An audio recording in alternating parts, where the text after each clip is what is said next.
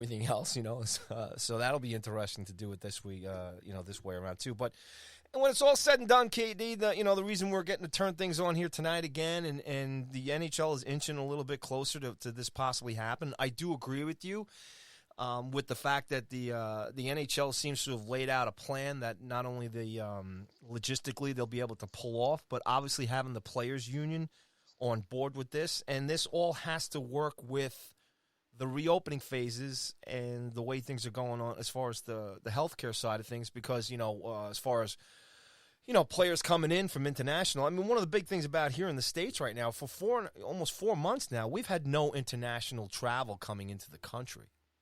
So everything that's going on in this country right now, it's us. It's only us, So that's a big part of it. And then when you see what's going on with the early reopenings now, out west, and now we're going to wait and see what happens here. And obviously this could all affect it. We just got to stay positive. I think it'll all work.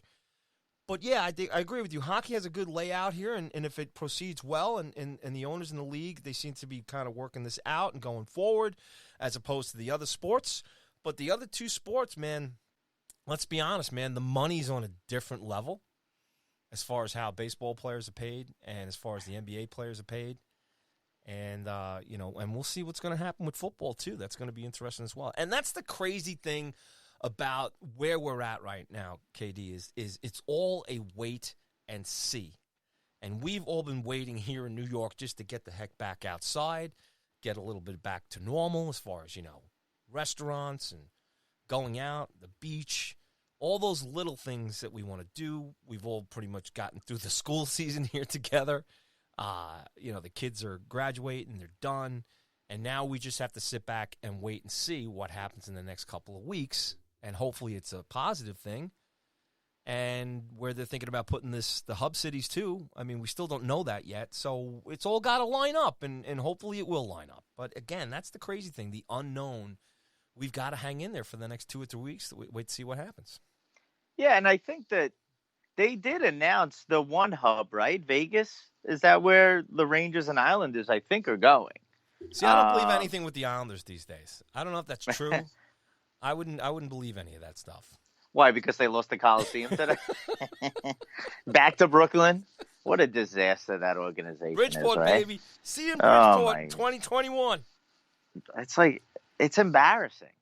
It really is. And, I'm, probably one of the few Ranger fans that, roots for the Islanders to play well. And we've discussed this, on the podcast before, because I think the Ranger-Islander rivalry is that much better when both teams are good. Yes. Just whole thing is embarrassing. I mean, when, from the Coliseum to Brooklyn, when, they just didn't belong there. They shouldn't have left to begin with. Now they come back. Finally, they're able to come back to the Coliseum while they're building the new stadium at Belmont. And now they're going to go back to Brooklyn. I mean, I guess. I don't know when the stadium at the Belmont's going to be done. Did you read anything about it? Can they go back to Brooklyn? Yeah, because I think that they still have the lease, or the Islanders still have the lease with what's the name of the stadium in Brooklyn? Whatever it is, Barclays. The arena. Yeah, Barclays. I think they still have the lease with them, so they can go back. So it shouldn't be a problem, because I think they were signed through whatever it was, 2021. So they can still go back. But again, it doesn't matter for this year, because they're going to have the hub cities. So if the Islanders and Rangers end up going to Vegas, it really doesn't matter if they're not going to play the Barclays or the Coliseum anyway. So, but yeah, I mean, I like, again, the NHL is trending in the right direction, where they did say, or I don't know who announced. I don't know if the NHL announced it, that the Eastern Conference was going to be in Vegas. I don't think they announced the Western cities yet, or hub city, and I don't know if it changes at some point, or the whole tournament is in the one place, or I guess that'll depend on the virus too. I mean, if they get to the Stanley Cup final and everything's open, I don't know why they wouldn't then just do them in the cities of the two teams. But again, that's sort of a long ways away. The one thing I was excited to hear is that the training camp starts on July 10th, which is my birthday. So that's a nice little birthday gift that I'm gonna have. Hopefully everybody, like you said, with the international travel, hopefully everybody's sort of visa is in place and they can get them. hopefully the league is, I'm assuming, working with the United States government and making sure the embassies, get these guys their visas and that they can get on a flight here, and then get going.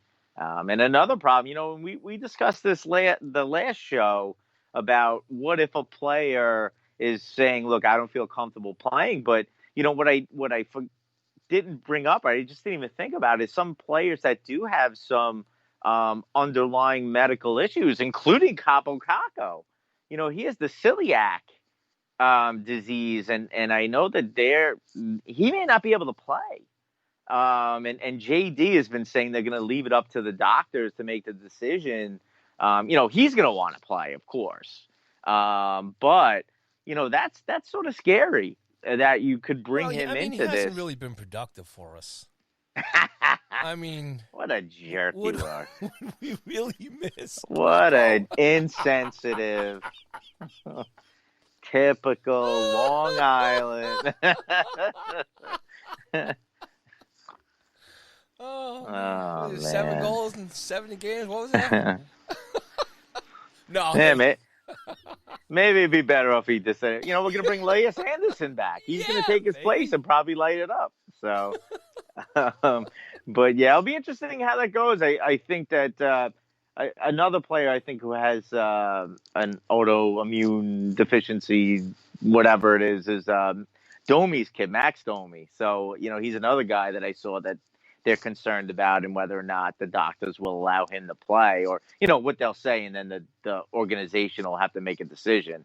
Because, again, the player will want to play. Oh, I'll be fine. Just like any player likes to play through injury, they don't want to miss out, on this tournament. So that's another big thing that they've got to figure out. Anything to keep Stahl from going? See, what's bad? Like, you can't even make jokes. I had I was like, I can't even say it. I don't even want to say it because, with the way, Twitter is these days, and Twitter's usually bad, and now with everything going on, well, you know what it is like Twitter is usually there's so much vitriol there, but it's over nonsense, like analytics versus eye test and just nonsense. But now it's real issues, open, not open, and obviously all the stuff with the protests and whatnot. Forget it. Now if I say something about Mark Stahl and whatever, I'm not even gonna mention what was going through my head as a joke. You can't even joke about it anymore because people think you're the worst person on the planet. But because everyone's lost their mind because everyone's stuck in their house. But yeah, they'll all be there and. No, there's no more joking about it, Paulie, and we're all serious. Well, I mean, have you, I got to say, even the clip of Panarin there skating on the ice and stuff and seeing a couple of guys, that's got to get you, does that do anything for you? Does it get you a little excited there, KD? Or well, yeah, look, anything gets me excited these days. I mean, there's so little going on.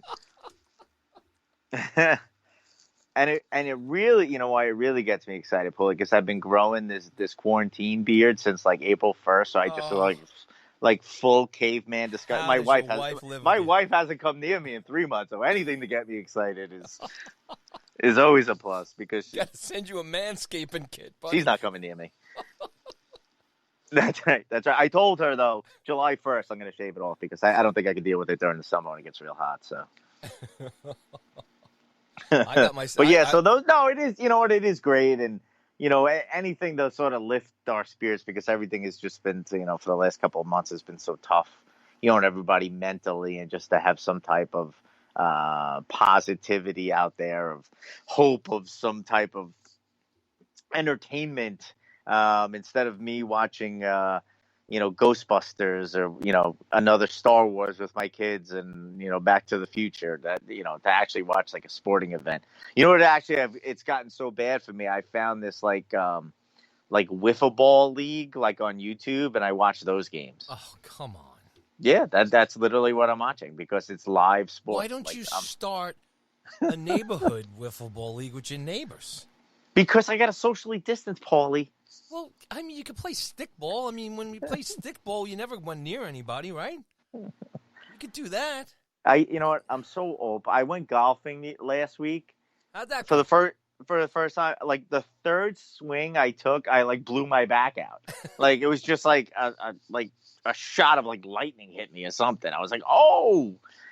And but it was fun. Again, just getting out there and doing that was actually really fun to get out there. But everything's socially distanced. Like you can't share a golf cart, with your buddy, and everyone has their own cart and they're going all over. You can't go in the clubhouse. You got to go in the porta potties and whatnot. Sanitizer everywhere. So, but it is fun to get out. It's good to see everything sort of reopening again, sort of get you reinvigorated and whatnot. Because you sit around a lot and you lose any motivation to do anything. I actually went running today, Paulie, for the first time during this quarantine. Did anybody film it?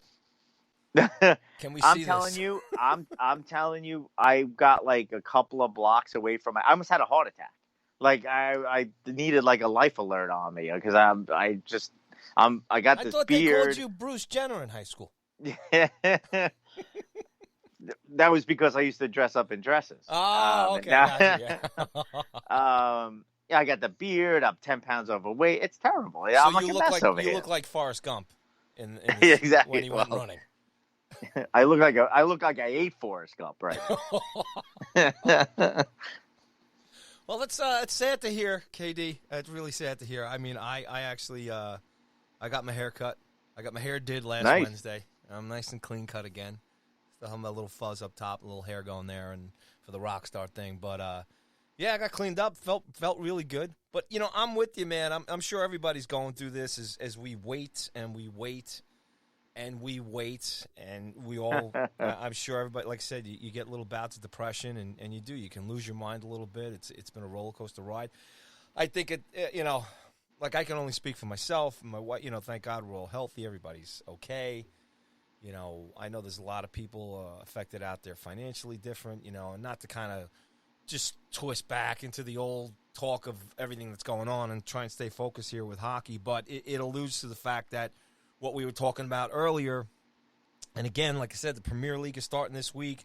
It's the first time I'm actually going to be interested in seeing what it looks like and seeing how the guys play and how that goes. And it'll be my first. I know the Spanish Elite League that got back. I know the German league's been playing, but I haven't had any interest in watching any of that because it's nobody that I can really connect to. Even though Messi's great and Ronaldo and all that other stuff. So.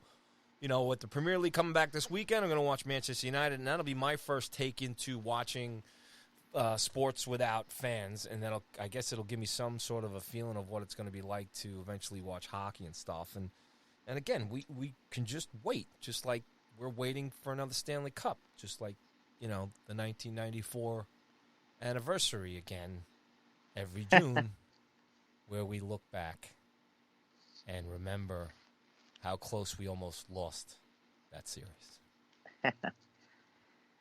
Yeah, I told you I don't care, Paulie. I can't go to anything out of you. I'm more interested that today was the day of the OJ chase than it was that of the Rangers parade. So, but I really haven't even been watching the old stuff that they've been playing on. All right, TV. let me ask you this then. Did you go to the parade?